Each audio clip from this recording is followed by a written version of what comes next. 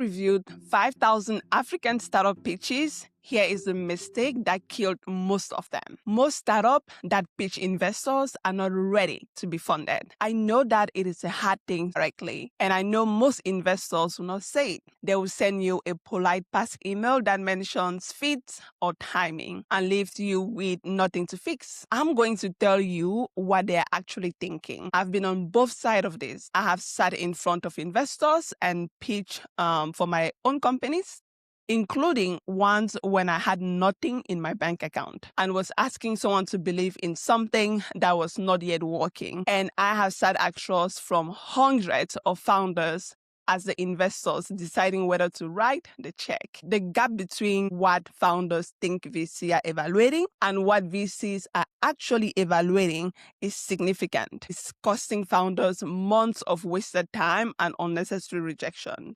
Rejection because the company is at the wrong stage for the kind of capital being asked for. And nobody told the founder that before they send the deck. By the end of this video, I'm going to give you the 5 specific elements that a pitch needs before any serious investor will move forward, including the one that most founders completely skip, and that I weight more heavily than almost anything else. All right.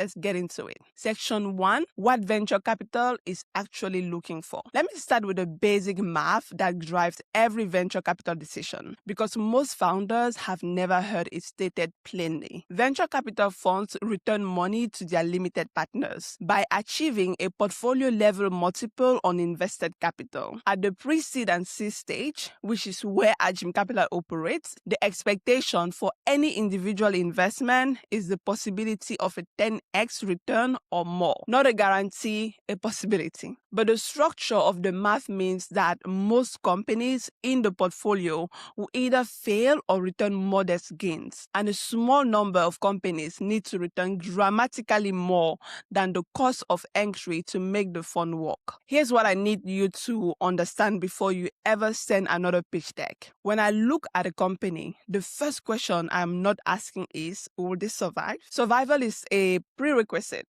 not an investment thesis. The question I am asking is, can this company in this market at this stage realistically build to scale that produce a 10x return on what we put in? That question immediately eliminates most companies, not because they are bad businesses, but because they are not the right kind of business for venture capital. They are great business that should not raise venture capital. A service-heavy business with linear growth, a lifestyle business with stable, predictable revenue, a local business with natural geographic limits. These are not bad ideas. They are not just venture scale ideas. The founders who pursue VC for these companies are not wrong to want capital. They are wrong about the source. Section 2. The African founder gap. In African context, there's a pitch pattern I see more than almost any other. I want you to ask yourself honestly if this sounds familiar. The problem slide has a big number, usually the total market or a continent level population figure. The solution slide describes the product clearly, has users counts, but is quite about revenue. The team slide shows 2 smart people with impressive backgrounds. At the end of the deck, there is a 500,000 ask with use of funds that says growth and product development. I pass on these decks every week, not because the company is bad, but because it has not answered the question I am actually asking. The criteria Ajim Capital use for pre-seed and seed are specific. The company needs to have post-revenue with meaningful monthly recurring revenue, as evidence that real customers are paying for the real product. The model needs to be software or software-enabled, very asset-light, and scalable across multiple geographies. And the founder needs to have either direct entrepreneurial experience or deep domain expertise in the problem they are solving. The third criteria is underestimated. I have backed founders who have never built companies before, but understood their market so deeply. I mean, the supply chain, the buyer behavior, the regulatory environment, that the missing startup experience was compensable. What I have not backed is a founder who is interesting on paper, but has no particular insight into the specific problem they are trying to solve. Section 3. What a good pitch actually contains. There's one element in this list that founders underestimate more than any other. I'm going to give you all 5, but when I get to the 5th one, I want you to notice your reaction, because most founders either nod along quickly or just push back. Your reaction to it will tell you something about the most common gaps in your pitch. The first element is a specific defensible problem statement, not Africa has a large unbanked population. That is a market observation, not a problem statement. The problem statement I want to hear is, in Nigeria, last mile logistic markets, fragmented carrier network means that 40% of small merchants cannot offer next day delivery, and they are losing customers to platforms that can. That is specific. That tells me the founder has done the work. The second element is evidence of traction, not a projection of, what revenue could be, what revenue actually is right now from real customers who are paying money. A company with 500 paying customers retaining at 85% month over month is more compelling than a company with 5,000 users and only 50 paying customers. The third element is a realistic total addressable market calculation. I see 2 failure modes here. Top-down market size that starts with the African tech market is X billion tells me nothing about whether this specific company can capture meaningful revenue in a specific segment. And a total addressable market that is genuinely too small. A company that is well executed, but operating in a market where even 100 penetration does not produce venture returns is the other failure mode. The sweet spot is a calculation bottom up. That shows how the company gets from current revenue to a figure that justifies the investment at a 10x multiple at minimum. The fourth element is a capital plan. Where specifically does this money go and what does deployment unlock? We will use the funding to grow. It's not capital plan. The capital plan I want to see, or at least for you to show me, is we have validated this. We will use the capital to scale this specific function. And here's what the metric looks like when we do. The 5th element, and founders underestimated this very consistently, is the founder market fit. Why is the founding team for this specific problem? What do you know, have you experienced, or are positioned to execute that makes you the right person to build this company in this market right now? The last part, the fundability conversation. I have said that most founders or most startups are not fundable.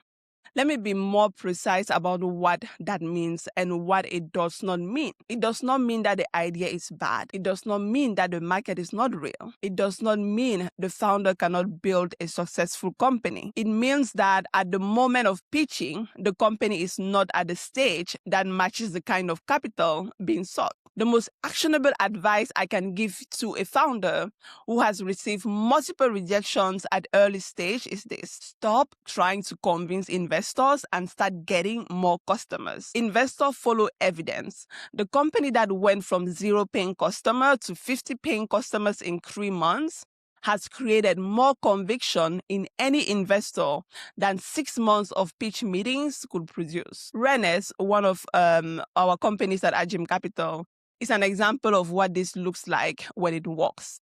I backed Renes at pre-seed when many larger investors were not necessarily paying attention to. The founding team had identified a real problem. African businesses and freelancers could not reliably receive international payments, could not manage multi-currency accounts efficiently, and were losing real money to the friction in the system. They were not pitching a concept. They were solving a problem they had they had themselves felt. With early customers who confirmed the pain, the company went on to process over $1 billion in payments, serve more than 700,000 individuals, and has raised an $11 million Series A round led by QED investors.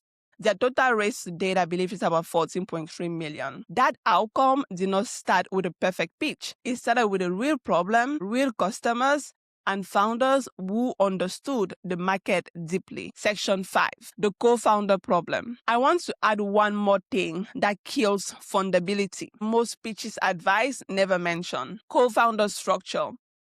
I cannot count the number of companies I have passed on where the product was interesting and the market was right, but the equity split on the cap table told me a story I did not want to read. An 80-10 split between two co-founders tells me that those two people did not have a clear conversation about value contributions. And that conversation difficulty will show up in the business in a dozen of ways that I can predict before it happens. Two co-founders who have never worked together before and have not yet survived any significant operational stress. I want to understand more before I commit. Equity split that do not reflect a real contribution create resentment. And resentment inside two-person team would destroy a company faster than market conditions, funding environment, or even execution challenges. If you're building with a co-founder, make the hard conversation early. Talk about equity before you talk about valuation. Talk about decision authority before you talk about strategy. The companies that get funded